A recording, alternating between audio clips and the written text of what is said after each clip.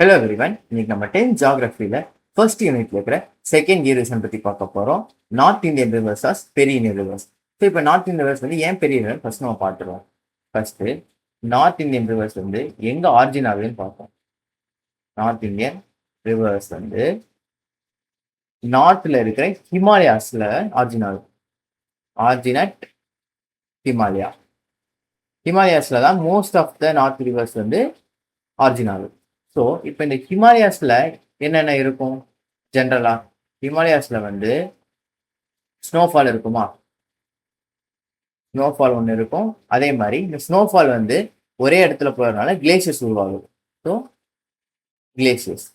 இப்போ இந்த கிளேசியர்ஸுங்கிறது என்னன்னா ஒரு பிக் ஐஸ் மாஸ், பெரிய பனிக்கட்டி அப்படின்னு சொல்றது தான் கிளேசியர்ஸ்னு சொல்றாங்க.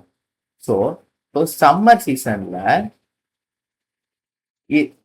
ஹீட்னால கிளேசியர்ஸ் வந்து மெல்ட் ஆகும். எது மெல்ட் ஆகுது?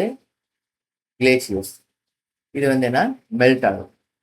ஸோ இந்த மெல்ட் ஆகிறதுனால ரிவருக்கு வந்து வாட்டர் ஃப்ளோ இருக்கு. ரிவர் வந்து ஃப்ளோ ஆகுது. ஸோ இது சம்மர் சீசன்ல. மான்சூன் சீசன்ல என்ன ஆகும்?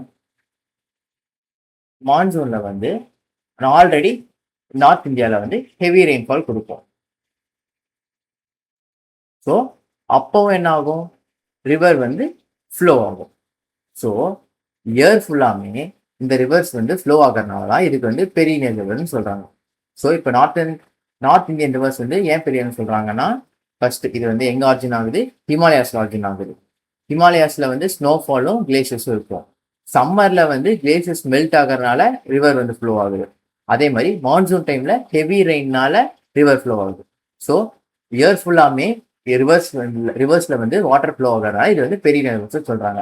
எல்லாத்துக்கும் புரிஞ்சிருக்கும்னு நினைக்கிறேன். Hope you understand. தேங்க்யூ.